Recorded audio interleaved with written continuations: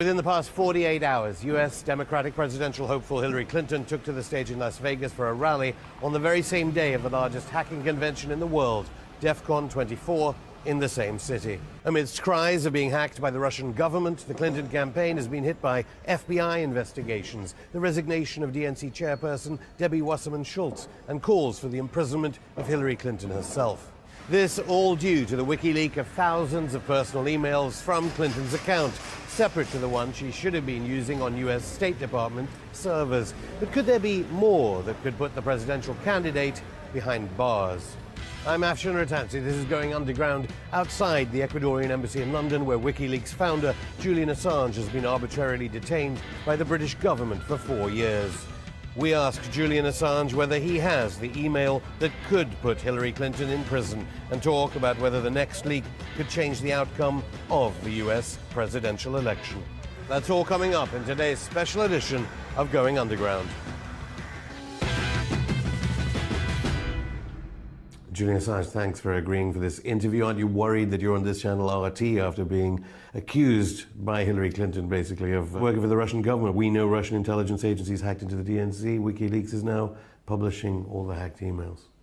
I don't think WikiLeaks can be constantly worried about PR. I've been called a Mossad agent. It got so bad, in fact, that the ADL, the Anti-Defamation League, had to put out a press release denying that I was a Mossad agent. I'm not sure actually that's particularly helpful. A cat torturer, a CIA agent, etc. So it's expected with our publications. Russia has been brought up by Hillary Clinton, most recently, just a few days ago on Fox. So I think it is necessary to address what WikiLeaks feels is its perception of its own publication to the RT audience. Everyone accepts that the emails that we have published, the 20,000 DNC leak emails, are completely accurate. So no one is saying, no, I didn't say that in this email, it's a fabrication, etc. That's accepted. It's not surprising that it's accepted because WikiLeaks has a 10-year publishing record where we have never got it wrong. That's an impressive business. It's also why we take a while to publish what we have, because we want to keep that perfect record. Now, given that the real source is known, in this case, it is the DNC, it is Debbie Wasserman Schultz, it is the Louis Miranda, the head of communications. We know they are the original source. So there's quite a difficulty in the Clinton campaign to try and outmaneuver the publication. So the content itself is unquestionable, so instead you have to bring in some other actor. So the actor that they've tried to bring in is the Russian intelligence services. Hillary Clinton just said, we know Russian intelligence agencies hacked into the DNC. We know they arranged for emails to be released. Yeah, so actually she has a slight variant on the we know. I don't think she says emails, I think she says some documents. Because the difference here is that do state actors hack the political organizations of different countries? Does the United States government do it? Absolutely. Of course, it hacks the political parties of many different countries. Does French intelligence, Chinese intelligence, Russian intelligence hack political parties in order to collect intelligence? Yes. Did they hack the DNC? Has at least one state actor hacked the DNC? If you read very carefully, they say it's been hacked many times over the last 2 years. And our sources say that the DNC security is like Swiss cheese. The DNI, the Director of National Intelligence of the United States, several months ago said that both the RNC, the Republicans, and the DNC were being attacked by a range of actors, from philosophical opponents to states engaged in espionage. Now, the head of the DNI, James Clapper, who's responsible for all US intelligence agencies, he's the boss of the CIA. If anyone knows what US intelligence agencies knows, he knows. And on Friday, he had to come out and say that there's a lot of media hyperventilation, that they have no idea as to what motivation is, even if they did know who it was. So that's the head of the DNI dampening down ideas that they know who it is. Now, this is a separate question to the release of our emails. So in the US media, there's been a deliberate conflation between DNC leaks, which is what we've been publishing, and DNC hacks of the US Democratic Party, which have occurred over the last 2 years, by their own admission, a number of times. I think this statement by Hillary Clinton on Fox really does need to be tackled because it concerns us directly in our publications. What she is attempting to do is to conflate our publication of pristine emails. No one in the Democratic Party argues that even a single email is not completely valid. It hasn't been done. And the head of the DNC, Debbie Wasserman-Schultz, has rolled as a result. And whatever hacking has occurred of the DNC or other political organizations in the United States by a range of actors.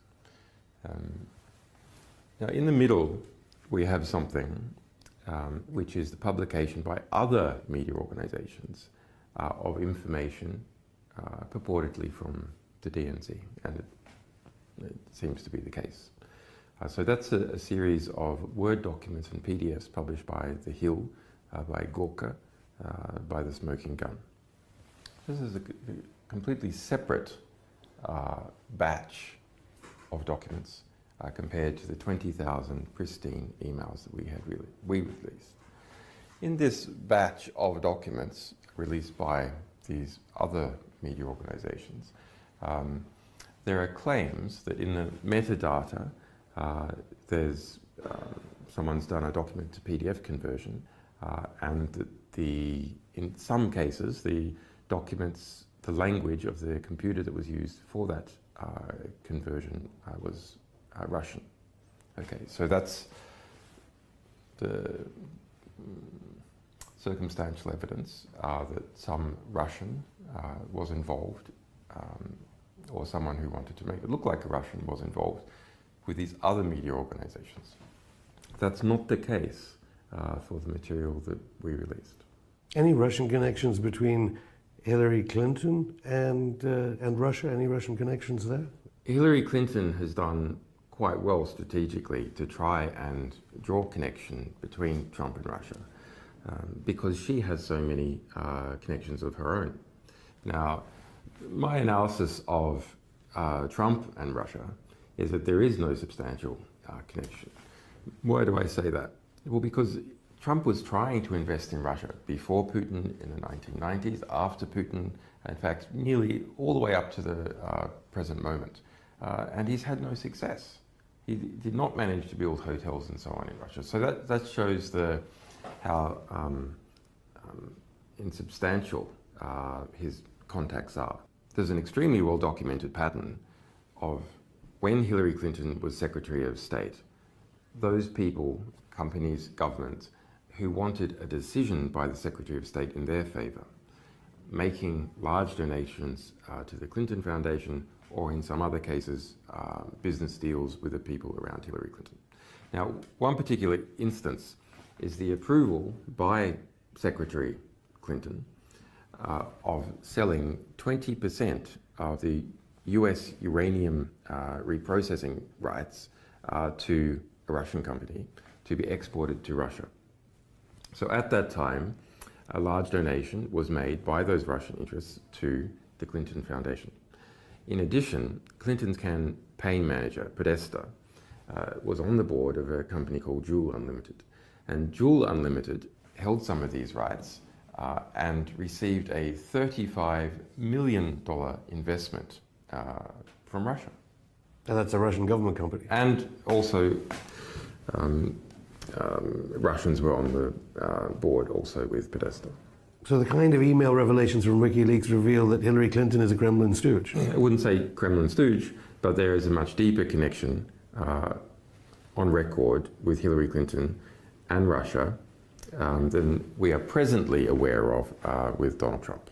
Well, some journalists would argue that it's actually the subject of the revelations that's more interesting to the American voter about the election, while the media, of course, is fascinated about whether the Kremlin is working with you, whether you work for the Kremlin, basically.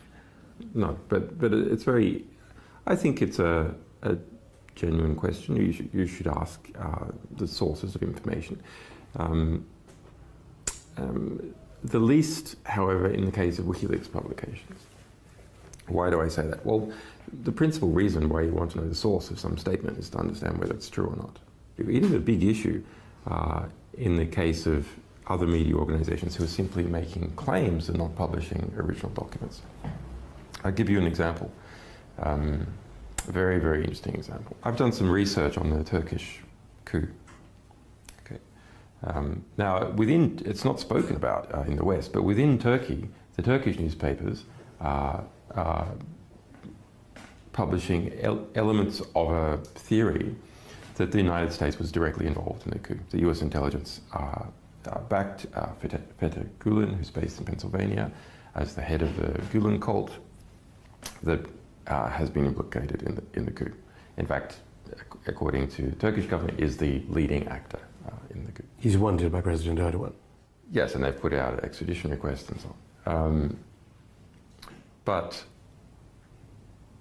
one of the key independent points of evidence, not coming from an interrogation in Turkey where people might have been placed under duress, is that in the middle of the coup, NBC published that Erdogan was on his way to Germany to seek asylum. And they say this was told to them by a US military source. So what the hell is going on there? Because that went all the way around the world and was used to further the chance of the success of the coup within Turkey. Because if the president has fled, then he has lost control. NBC, a close supporter, so Trump supporters would say, of Hillary Clinton. So would a Hillary Clinton presidency endanger the NATO alliance and the ability to store American nuclear weapons at Incirlik Air Base and use it as a base to bomb Iraq and Syria under Hillary Clinton? Well, I think either government is potentially a problem because of, I mean, that coup was in Turkey a very serious business. Hundreds of people have died.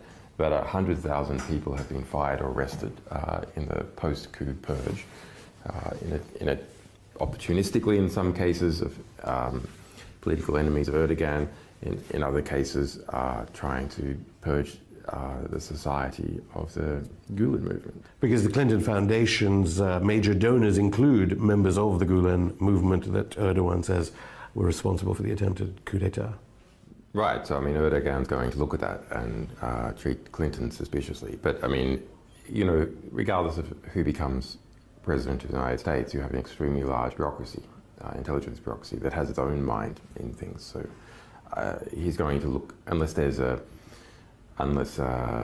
Trump is elected and engages in a significant purge of the CIA, for example, I think Erdogan will continue to view it very suspiciously, especially as long as we've got Fethullah Gulen being protected in Pennsylvania. Julian Assange, thanks. We'll have more from Julian just after this break.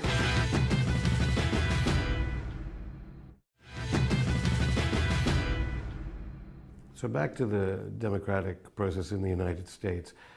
Basically, the first batch you released showed, and obviously we did have, at least you've got to admire Wasserman Schultz for resigning very quickly after your emails were released, after the WikiLeaks publication. There was a dirty tricks campaign against Bernie Sanders, so Democratic primary voters didn't really understand what was going on during that process? So go back. Hillary loses the election, loses the primary process against Obama. At that point, Tim Kaine was the head of the DNC, the Democratic National Committee. Debbie Wasserman Schultz was Hillary Clinton's campaign manager. So then some kind of deal is done whereby Debbie Wasserman Schultz becomes the head of the DNC and Tim Kaine steps down. Now, if you're Hillary and you're thinking strategically that you're going to run again in 4 years or 8 years, to have your campaign manager as head of the DNC, controller of the, if you like, the regulator who's regulating the nomination competition, is a huge strategic advantage.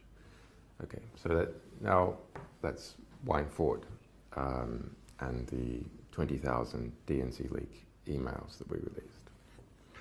Okay, so they're from Debbie Wasserman Schultz, head of the DNC, and 6 other prominent people, finance, communications, and so on.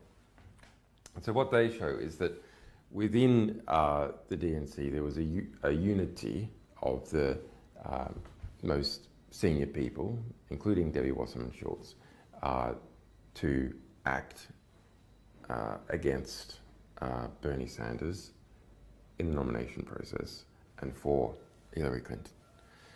Now, in what particular actions were performed? Well, there's a lot of discussions. There's discussions about we can use a captive reporter and push out the fact that Bernie Sanders might be an atheist and not a Jew, and this is going to cost him in the South. And where MSNBC, on its most influential morning program, Morning Joe, was defending Bernie Sanders, then Debbie Wasserman Schultz called up the president of MSNBC. Amazingly, this is not reported in the US media.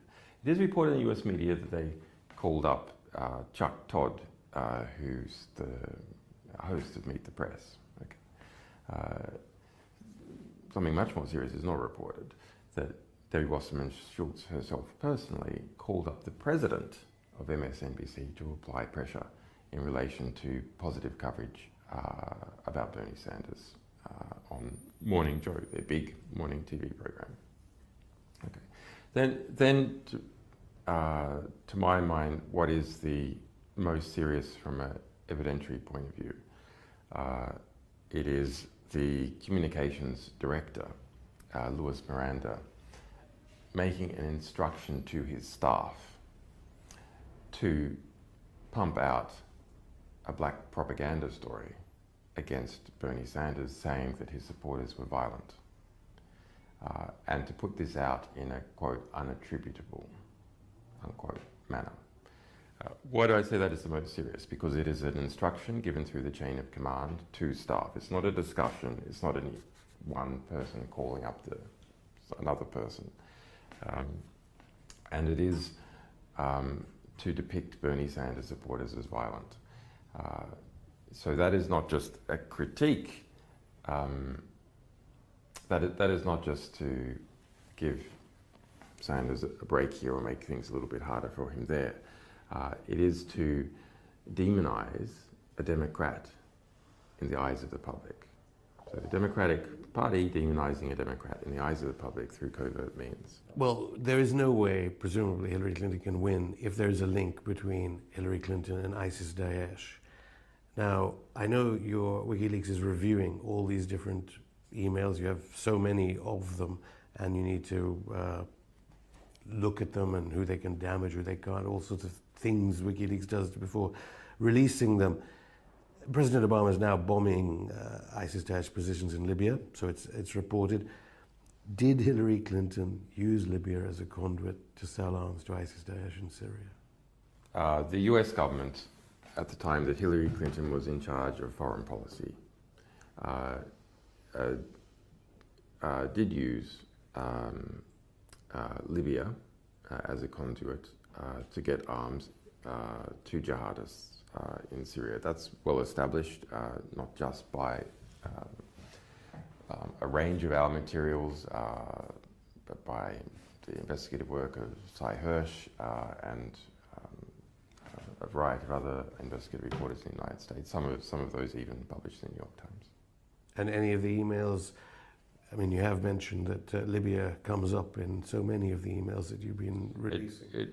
As regards Hillary Clinton as Secretary of State. In the batch of 32,000 emails we released a few months back, there are 1,700 in relation to Libya. So it, including, I suppose that the most useful one is, which is colloquially referred to as Hillary Clinton's Libya brag sheet.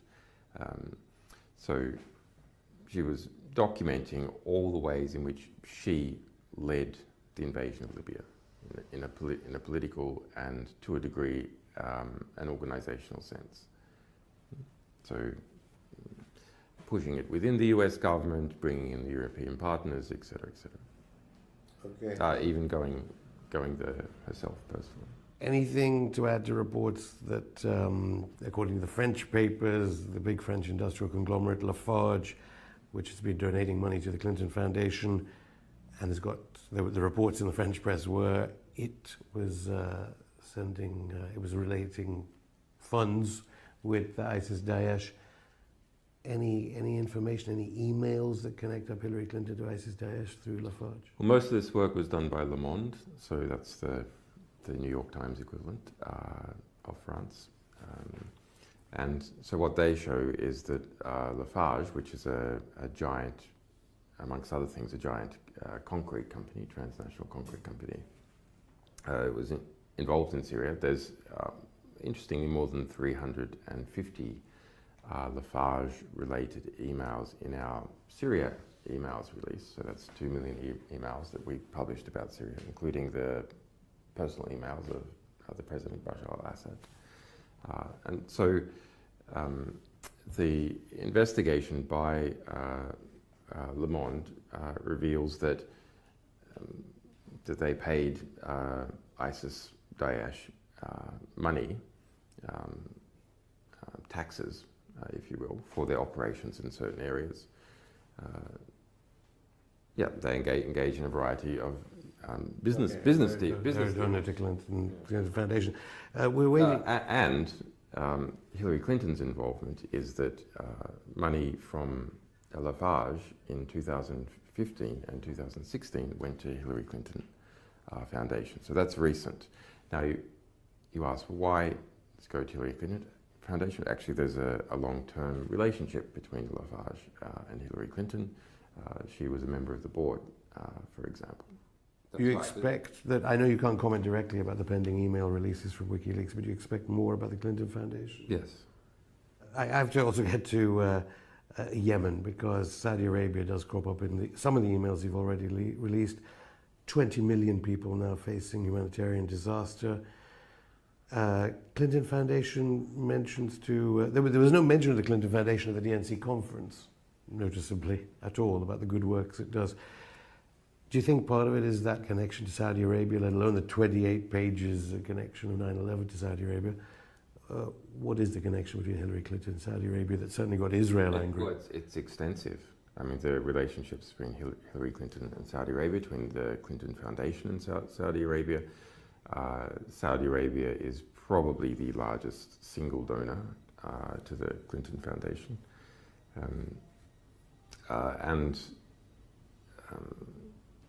You can see Clinton's arms export policies, why she was Secretary of State, favouring extensively Saudi Arabia. Yeah, William Binney, the whistleblower who's been on our show, says that the NSA can easily get access to all these emails. So if there is illegality in the pending emails of your release, or malfeasance in the ones you've already released, President Obama could presumably act on it and get Hillary Clinton charged, regardless of whether you're about to release an email, which would mean that James Comey of the FBI would have no alternative but to arrest Hillary Clinton. Well, our view, which we have already stated, is that if the evidence that the FBI has is enough for a grand jury to indict already. That's not hard. It's actually saying that a grand jury will indict a ham sandwich if instructed to do so. Exactly. But which I'm having, because I have a grand jury myself, a federal grand jury in Washington D.C. I'm well aware of what they're like. But The prosecutor has to ask the grand jury to indict. And the prosecutor doesn't ask, the grand jury won't indict. So that's the basic problem. Do you believe she can win, given the emails you've so far not Can she win the election? That's an interesting question. I wouldn't be willing to say so far. And just one last question, away from the US presidential elections. It's 5 years since Mark Duggan was shot to death by British police. Of course, Black Lives Matter in the United States has come to the fore partly because of evidence gained via technology, mobile phone footage. What message would you have for Black Lives Matter, both in the United States and here in Britain? Well, it's transparency. I mean, the transparency in relation to DNC leak, which took the head of Debbie Wasserman Schultz, head of the Democratic Party, that came from us presenting to the public pristine, original documentation of what people were doing.